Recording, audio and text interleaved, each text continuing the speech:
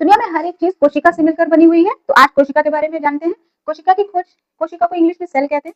इसकी खोज Robert Koch ने डिस्कवर किया था। इसको जो कॉर्क सेल्स होती हैं, कॉर्क जो ढक्कन होता है उसके सेल्स में इन्होंने देखा, तो उन्होंने हनी कॉम्ब लाइक इस तरह से उनको हेक्सागोनल रिंग में संरचनाएं दिखाई दी। इन कंपार्टमेंट्स को इन्होंने सेल कहा। ठीक है, सेल्स दो तरह की होती हैं, प्रोकैरियोटिक सेल्स, प्रोकैरियोटिक कोशिका, और यूकैरियोटिक सेल्स, यूकैरियोटिक कोशिका। प्रोकैरियोटिक कोशिका प्रिमिटिव टाइप की, एकदम स्टार्टिंग में जो ओरिजिन हुआ होगा उस तरह की कोशिकाएं होती हैं। इसमें हमारे मोनेरा के सदस्य और बैक्टीरिया, मोनेरा के सदस्य आते हैं, ठीक है, बैक्टीरियाज भी आते हैं। विल नॉट, इनमें क्या होता है कि न्यूक्लियस एब्सेंट होता है। न्यूक्लियस जो सेल का मेन पार्ट होता है वो न्यूक्लियस एब्सेंट होता है, न्यूक्लियस केंद्रक एब्सेंट होता है, और जो केंद्रिकाओं से जो झिल्ली नुमा संरचनाएं होती हैं, झिल्ली से घिरी हुई, वो सारी membrane bound cell organelles absent होते हैं। जब इनमें न्यूक्लियस का अभाव होगा तो इनका जेनेटिक मटेरियल यानी कि डीएनए जो होगा वो साइटोप्लाज्म में नेकेड होगा, इसके ऊपर कोई भी कवरिंग नहीं होती। जनरली क्या होता है कि जेनेटिक मटेरियल के ऊपर न्यूक्लियस की कवरिंग होती है, तो प्रोकैरियोटिक सेल में न्यूक्लियर मेम्ब्रेन टोटली एब्सेंट होती है, इसके ऊपर जो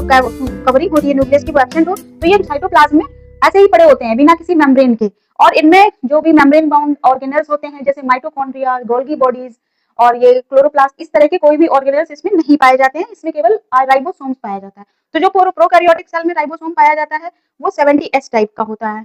इसकी आगे 70S और 80S दो तरह के राइबोसोम्स होते हैं, इनकी चर्चा बाद में करेंगे।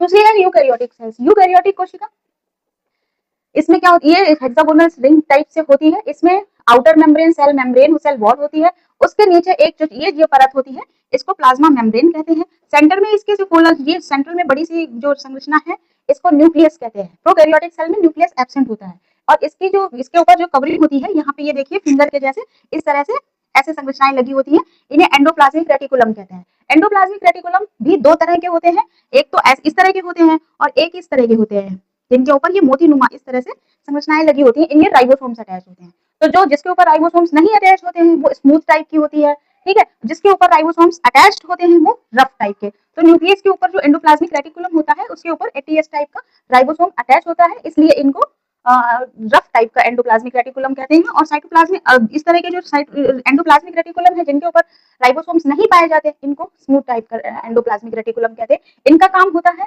स्टेरॉइड और फैट कोलेस्ट्रॉल की सिंथेसिस करना। और ये जो जो इस रफ टाइप के एंडोप्लाज्मिक रेटिकुलम होते हैं ये प्रोटीन सिंथेसिस में हेल्प करते हैं। ये संरचना इस तरह की जो होती है इसमें माइटोकॉन्ड्रिया पाया जाता है। माइटोकॉन्ड्रिया को और क्या कहते हैं, माइटोकॉन्ड्रिया को power house of the cell कहते हैं। Power house of the cell कहते हैं माइटोकॉन्ड्रिया को। और इसमें क्लोरोप्लास्ट होता है, क्लोरोप्लास्ट में फोटोसिंथेसिस से भोजन का निर्माण होता है, इसलिए क्लोरोप्लास्ट को किचन ऊपर ठीक है। ये गोल्गी बॉडीज होती है, इनका काम होता है लिपिड और स्टेरॉइड की सिंथेसिस करना। इसके अंदर ये जो फ्लूइड भरा रहता है इसको साइटोप्लाज्म कहते हैं, और न्यूक्लियस के अंदर जो फ्लूइड भरा रहता है इसे न्यूक्लियोप्लाज्म कहते हैं। इस तरह हम इसमें प्रोकैरियोट और यूकैरियोट्स में हम अंतर कर सकते हैं।